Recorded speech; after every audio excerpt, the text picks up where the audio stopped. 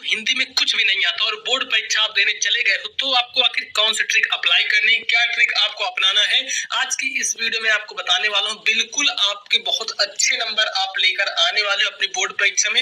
मान लो आप परीक्षा देने चले गए और आपको परीक्षा में कुछ भी नहीं आ रहा, मतलब एक इतना सा भी नहीं आ रहा है, आपको 5 नंबर 10 नंबर का भी क्वेश्चन नहीं आ रहा है, तो आखिर आप क्या ट्रिक अप्लाई करेंगे जिससे कम से कम आपके 100 में से 75 नंबर तो आ ही जाएंगे। और ये ट्रिक देखिए केवल उन्हीं स्टूडेंट्स के लिए है जिन्होंने अभी तक कुछ भी पढ़ाई नहीं की है। बाकी जो स्टूडेंट्स पढ़ाई कर रहे हैं और वो अगर टॉप बनना चाहते हैं, टॉपर बनना चाहते हैं, 90% 95% लाना चाहते हैं, तो उनको तो पढ़ाई करनी ही करनी है। बाकी ये ट्रिक अपनाकर वो कुछ नंबर और एक्स्ट्रा गेन कर सकते हैं। बाकी ये देखो जो एकदम कमजोर बच्चे मैं उनको बता रहा हूँ 70 से 75 आराम से आपका आ जाएगा। बस जो ट्रिक मैं इस वीडियो में आपको बताने वाला हूँ, आपको वो ट्रिक अप्लाई करनी है जब आप बोर्ड परीक्षा देने बैठोगे, और उसके बाद जब आपका रिजल्ट आएगा तो आप याद रखोगे कि आखिर मैंने बहुत अच्छा किया था जो मैं ये ट्रिक देख कर गया था। ये ट्रिक आपको वहीं पर अपनाना है। देखो बोर्ड की copy same to same as it is रहेगी, जैसे ये है सेम टू सेम ऐसे आने वाली है आपकी बोर्ड की कॉपी, ऐसे ही रहेगी। अब आपको इसमें आखिर क्या अप्लाई करना है क्या नहीं, सबसे पहले आपके पास एक स्केल होनी चाहिए, ऐसे एक काली पेन होनी चाहिए, एक नीली पेन होनी चाहिए, बस इतनी चीजें हैं तो आप बहुत अच्छे से कर पाओगे। अब मैं आपको बताता हूँ आपको क्या करना है। सबसे पहले आपको ये स्केल लेनी है, पटरी लेनी है, और ध्यान से देखते जाओ जो मैं बता रहा हूँ। इस पर आपको एक लाइन इधर से ऐसे खींच देनी है, यहाँ से यहाँ तक। आप चाहे तो ऐसे सिंगल लाइन कर सकते हो, नहीं तो आपका बहुत मन है तो चलो भैया आप डबल लाइन कर देते हैं ना। चलिए हम यहाँ पे डबल लाइन कर दिए, आप ऐसे कर देना। ये सब देखो एक बहुत अच्छा इंप्रेशन डालेगा। आप कहोगे ये आप क्या बता रहे हैं, इससे देखते जाओ पूरा देखो। ये पेपर लाया हूँ ना, पूरा पेपर सॉल्व करके बताऊंगा। आपको कुछ भी अगर नहीं आ रहा है, 1% नहीं आ रहा है, तो आखिर आप क्या करोगे। अब देखो एक पेपर ये है हमारे पास, एक कॉपी ये है, इस पर भी हम क्या करते हैं लाइन कर देते हैं। पूरा पेपर आपके सामने मैं सॉल्व करूंगा और देखना कितना बढ़िया तरीके से होगा। मैं ऐसा मान के चलूंगा कि मुझे कुछ भी नहीं आ रहा है।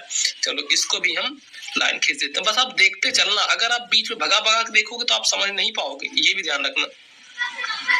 चलो भैया इसको हम ऐसे कर दिए। अब देखो आपको क्या करना है, यहाँ पर कह रहा है हिंदी है। अब हिंदी में देखो यहाँ से शुरू है हमारा बहुविकल्पी प्रश्न से शुरू होता है बहुविकल्पी प्रश्न। एक चीज मैं आपको बहुविकल्पी में बता देता हूँ, आप रामबाण उसको समझ लीजिए। मैं कोई ये आपको नहीं बताऊंगा कि आप ए वाला ऑप्शन टिक लगा लेना, बी वाला ऑप्शन टिक लगा लेना, सी वाला, भाई ये सब कुछ नहीं होगा। ठीक, वो एग्जाम में कुछ भी दे देगा, आप समझ नहीं पाओगे। मेरी यहाँ पर ट्रिक आप याद रखना, आप खुद भी देख लें, चाहे जिस आप टीचर से पूछ लेना, ये बहुत काम करती है। MCQ मतलब मल्टीपल चॉइस क्वेश्चन, बहुविकल्पी क्वेश्चन का ट्रिक।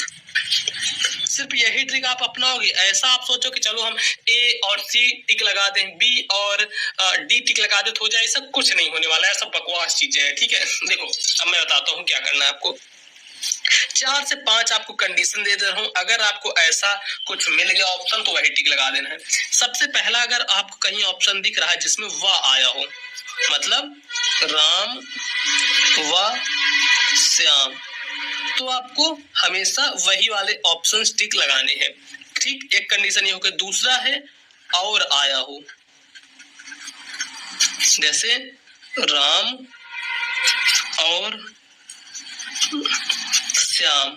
ठीक, और इसी में आ सकता है कि जैसे आपके दो ऑप्शन ए व बी, तो इसको भी लिखना जरूरी नहीं कि राम और श्याम ही है, ये तो मैं एक एग्जांपल लिया हूं। जैसे इसमें आ गया ए और बी। ठीक, एक और थर्ड नंबर देखो क्या है। थर्ड नंबर आपका किस प्रकार से आएगा इसको मैं बताता हूं। थर्ड आ जाएगा कि आपका इनमें से कोई नहीं। तो वही देखो जो अगर ऐसे ऑप्शन आपको दिख जाए तो आंख मूंद कर आपको टिक लगा देना है। 90%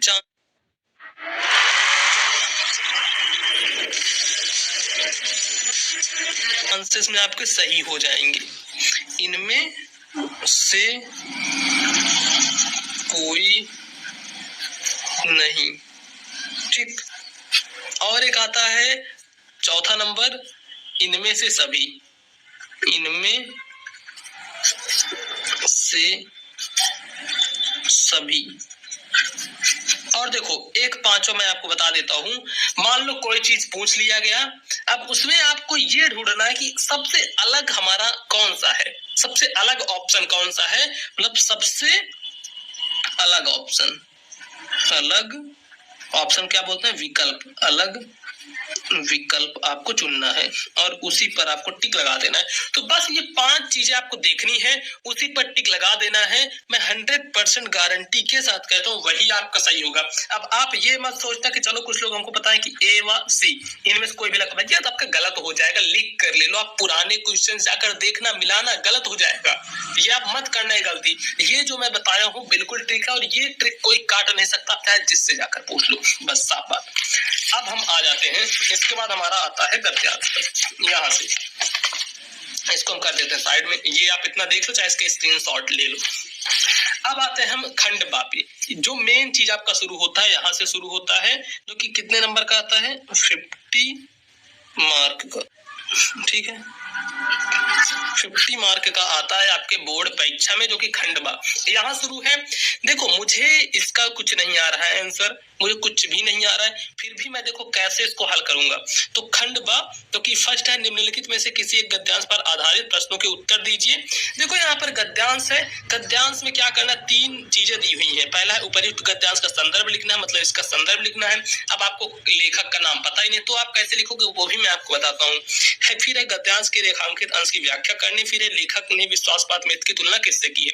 ये तो आपकी बहुत बाद की चीजें हो जाती है। सबसे पहले जो एग्जामिनर के सामने इंप्रेशन जाएगा वो क्या जाएगा, आपकी स्टाइल का, कि कैसे आप लिखो। देखो यहाँ पर है खंडवा और क्या है, पहला नंबर, पहला क्वेश्चन, खंडवा का पहला क्वेश्चन। तो आप यहाँ पर डालोगे, क्या डालोगे, देखो मैं बता देता हूँ आपको क्या करना है। लिखना है आपको प्रश्नोत्तर संख्या, सॉरी पहले आपको खंडवा लिख देना है यहाँ पर, खंडवा। अब ऐसे खंडवा लिखकर छोड़ नहीं देना है, आपको उठाना है अपना हथियार, मतलब स्केल, इससे आपको कर देना है एक अंडरलाइन, खंडवा के नीचे अंडरलाइन। फिर लिखोगे आप प्रश्नोत्तर संख्या 1, प्रश्नोत्तर संख्या 1, ठीक। अब क्या लोगे, प्रश्नोत्तर संख्या 1, इसके नीचे भी आपको अंडरलाइन कर देना है। देखते चलना, बहुत ही मजा आने वाला है आपको। अब कैसे कैसे मैं करूंगा, इसके नीचे भी आप कर दिया अंडरलाइन, इतना हो गया। अब यहाँ पर आपको उठा लेना है पेपर। पेपर में देखो क्या लिखा गया है, उपयुक्त गद्यांश का संदर्भ लिखिए, मतलब इसका आपको संदर्भ लिखना है। तो आप यहाँ पर डालोगे फर्स्ट, क्या लिखना है आपको, संदर्भ लिख दो, संदर्भ। भले आपको पता नहीं है लेकिन हेडिंग आप जरूर से इतना लिखोगे। अब इसके बाद फिर इसके नीचे भी आप स्केल्स लाइन करना। ये सब क्या है ना, जब एग्जाम में आपकी कॉपी खोल के देखेगा तो वो पहली नजर में ही आपको नंबर दे देगा, इतना ध्यान रखना। वो पहली नजर में ही देखेगा और आपको नंबर दे देगा, बस। अब देखो संदर्भ, संदर्भ कैसे लिखोगे, लिखा उपयुक्त गद्यांश का संदर्भ लिखिए। तो आपको इसके लेखक वगैरह नहीं पता है तो आपको एक बार क्या है, गद्यांश को पढ़ना है। देखो यहाँ से हम पढ़ रहे हैं, विश्वासपात मित्र से बड़ी रक्षा रहती है, जिसे ऐसा मित्र मिल जाए, विश्वासपात मित्र। देखो मित्र के कितनी बार यहाँ पर, मतलब मित्र का नाम बहुत बार यूज हुआ है, तो आप इससे समझ सकते हो ये जो पाठ किस पाठ से लिया गया है, मित्रता पाठ से लिया गया है। इतना तो यार आप आइडिया लगा ही लोगे, अनुमान लगा लोगे। मित्र आ रहा है बार बार, तो आपको यहाँ पर संदर्भ कैसे लिखना है, ये आप सब में इतना चीज डालोगे कि प्रस्तुत गद्यांश हमारी पाठ्य पुस्तक हिंदी की, इतना आप याद कर लेना। प्रस्तुत गद्यांश हमारी, प्रस्तुत गद्यांश हमारी पाठ्य पुस्तक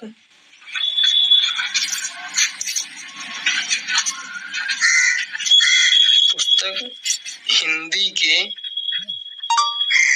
अब ये चीज ध्यान देना, मैंने आपको एक वीडियो में बताया था कि आज जो चीज मतलब इंपॉर्टेंट है उसको आपको काली काली पेन से लिखते जाना। जैसे आप हिंदी आ गए, हिंदी के गद्य खंड, लेकिन जब आपको कुछ भी नहीं आ रहा है तो आपको एक ही पेन से भांजते चले जाना है, एक ही पेन से लिखते चले जाना है। नहीं तो अगर आप काली पेन से लिखोगे और वही चीज गलत रहेगा तो एग्जामिनर का ध्यान तुरंत जाएगा।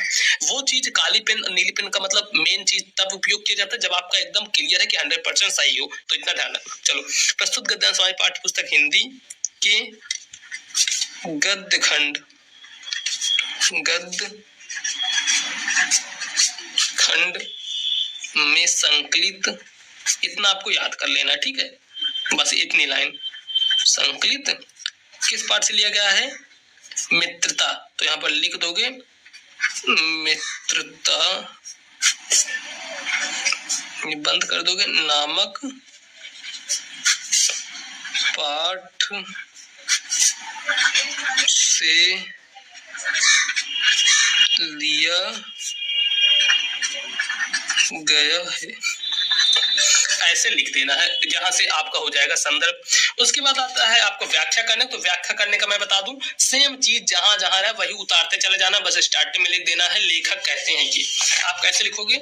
यहाँ पे जैसे लिख देना, इसका आप व्याख्या कर रहे हो, चलो हम बताते हैं। इसकी मान लो आप व्याख्या कर रहे हो, व्याख्या के आपको आगे लिख देना है लेखक कहते हैं कि, लेखक कहते हैं कि, बस इसके बाद से यही सेम चीज आपको उतारते चले जाना है, ऐसे ऐसे ऐसे जो भी चीजें हैं आपको उतारते चले जाना है, बस इसके बाद कुछ नहीं करना है। नीचे आएगा एक क्वेश्चन, इसका उत्तर कैसे करोगे? देखो, लेखक ने विश्वासपात मित्र की तुलना किससे की है? तो यहाँ पर पढ़ो एक बार, विश्वासपात मित्र से बड़ी अक्षर रहती, जिसे ऐसा मित्र मिल जाए उसे समझना चाहिए कि खजाना मिल गया है। विश्वासपात मित्र जीवन की औषधि है। अब देखो, लेखक ने विश्वासपात मित्र की तुलना किससे की है? औसत से की है, तो बस डायरेक्ट लिख दो इनकी तुलना औसत से की, और क्यों की है? तो यहाँ पर देखो यही कहीं लिखा होगा, क्योंकि वे हमें उत्तम संकल्पों से दृढ़ करेंगे, दोषों और त्रुटियों से बचाएंगे और सत्य, पवित्रता और मर्यादा के प्रेम को पुष्ट करेंगे। तो इस प्रकार से आप लिख सकते हैं। अब देखो, उसके बाद हमें देखना है, अब हम देखते हैं और क्वेश्चंस को आप कैसे करोगे।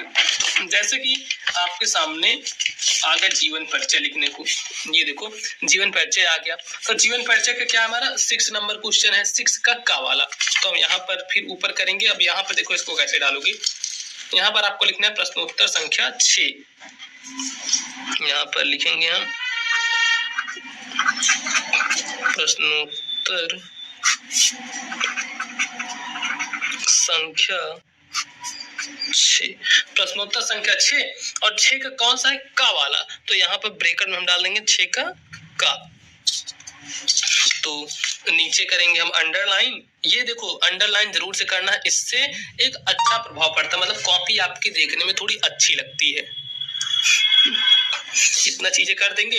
अब यहाँ पर दिया गया है इनका, हमें मान लो हमको कुछ भी नहीं पता, इनका जन्म उनका हुआ है क्या है कैसे, कुछ भी नहीं पता, कैसे लिखोगे? आचार्य रामचंद्र शुक्ल, जयशंकर प्रसाद, राजेंद्र प्रसाद। तो पहले हम डाल देते हैं आचार्य रामचंद्र शुक्ल का लिखना है, तो यहाँ पर आप लिखना 1, जो की है आचार्य रामचंद्र शुक्ल, ठीक है, ऐसे कर देना आचार्य रामचंद्र शुक्ल। और एक चीज, एक वीडियो में मैंने आपको ये बताया था कि आपको बगल में इधर से ऐसे अंडरलाइन कर देना है, फिर आपको लिखना है नाम, जन्म, ये सब इसमें नहीं लिखना है, क्योंकि आपको ये पता नहीं यार ये कैसे है क्या है, तो आपको ये चीज बिल्कुल भी नहीं करना है, ठीक। ये तब करना होता है, ऐसी चीजें हाईलाइट तब करना होता है जब आपको वो चीजें याद रहे, जब नहीं याद है तब आपको नहीं करना है, ठीक है। आचार्य रामचंद्र शुक्ल लिखे। अब देखो हम यहाँ पर क्या करेंगे, अब हमें इनका लिखना जीवन परिचय। तो आपको जो भी पता हो, किसी और का जीवन परिचय पता है तो और का लिख दीजिए, सिर्फ नाम की जगह पर इनका नाम आप लिख दीजिए। तो वैसे लिख सकते हैं कि देखिए अपने मन से आचार्य रामचंद्र शुक्ल, इतना लिखे। अब आपको ये पता है कि ये हिंदी के हैं तो लिख दो, इनका हिंदी में बहुत बड़ा योगदान रहा है शुक्ल। अब यहाँ पर लिखेंगे जी का हिंदी में बहुत बड़ा योगदान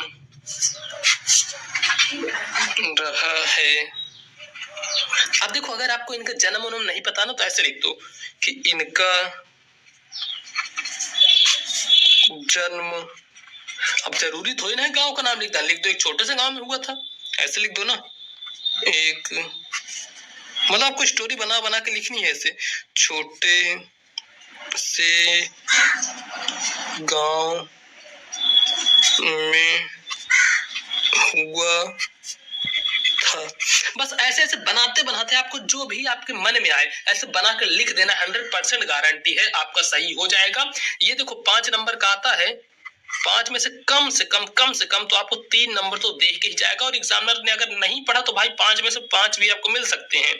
लेकिन एक चीज ध्यान रखना, इनकी कुछ रचनाएं आप याद कर लो, ताकि रचनाएं लिख दो जिससे कि अच्छे नंबर आपको मिल सकते हैं। ठीक है, अब देखो क्या चीजें, हम कुछ चीजें और देख लेते हैं। जैसे कि ये हो गया आपका, निम्नलिखित में से किसी संस्कृत पद्यांश का संदर्भ सहित आपको हिंदी में अनुवाद लिखना है। अब ये देखते हैं, आप तो दूरगामी चा साक्षरो चा पंडिता। अब यहाँ से देखते हैं, ये तो मुझे पता है कि ये पत्र पाठ से लिया गया है, लेकिन ये कैसे लिखोगे, इनका पद्यांश का संदर्भ सहित आपको हिंदी में अनुवाद करना है। तो चलो अब हम देखते हैं, इसका पेज पलटते हैं। हमने पेज पलटा और आ गए हम इस पेज पे। इस पेज पे भी सेम हमको ऐसे करना है, यहाँ पे लानी है स्केल पटरी उठानी है और यहाँ से खींच देना हमको एक लाइन। जब आप लाइन खींच दोगे तो अब देखो ये कौन सा क्वेश्चन है, क्वेश्चन देखना है, चौथा क्वेश्चन है। चौथा क्वेश्चन को कैसे करना है, आप डालोगे प्रश्न उत्तर संख्या 4। बस सेम टू सेम ऐसे ऐसे करते जाना जैसे मैं आपको बता रहा हूँ। प्रश्नोत्तर संख्या 4। अब इसके बाद नीचे कर देना आपको अंडरलाइन।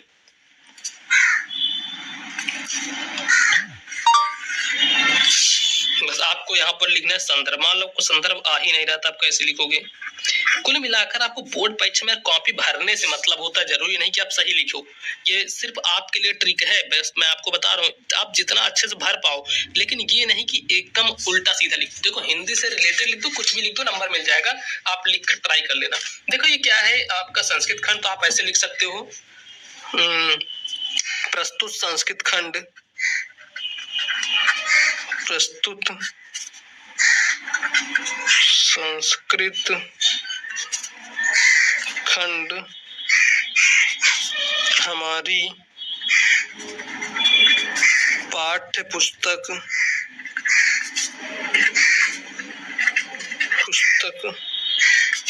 हिंदी के संस्कृत खंड से लिया गया है। बस पाठ का नाम आपको नहीं लिखना, ऐसे लिख दो हिंदी के संस्कृत खंड, संस्कृत खंड से लिया गया है। उसके बाद आता है व्याख्या, तो आप लिख दो व्याख्या। और उसके बाद जो भी मन में आपके आ रहा है उससे रिलेटेड वही चीज ऐसे लिखते चले जाओ। ये मैं आपको बता देता हूँ कि आप बोर्ड परीक्षा में जितना पेज भरोगे, जितनी कॉपी भरोगे, उसका आपको नंबर मिलता है। और एक चीज की आप ऐसे स्टेप बाय स्टेप लिखना है। जैसे यहाँ पर प्रश्नोत्तर संख्या डाल दिए, जो भी खंड रहे उसको डाल दीजिए, काली पेन से कुछ हेडिंग डाल दीजिए। ऐसे लिखोगे तो बहुत अच्छी नंबर मिलेगा। एक चीज देखो, अगर आपको कोई भी डाउट आ रहा है, कोई भी कुछ आ रहा है, तो आप मुझे इंस्टाग्राम पर भी मैसेज कर सकते हो। देखो आईडी क्या है मैं बता देता हूँ, आप डालना पीयूष मौर्य 1001। ठीक, ये हमारी इंस्टाग्राम आईडी है, तो आप यहाँ पर डायरेक्टली मुझे मैसेज कर सकते हैं। कुछ भी आपका डाउट हो तो आप वहां पर जाकर मुझसे पूछ सकते हैं। ठीक है दोस्तों, अब मिलेंगे हम आपको और किसी नेक्स्ट वीडियो में। तब तक के लिए आप अपना ख्याल रखिएगा। और जितने भी मॉडल पेपर वगैरह, सॉल्यूशंस वगैरह सब प्लेलिस्ट है, आप जाकर देख सकते हो।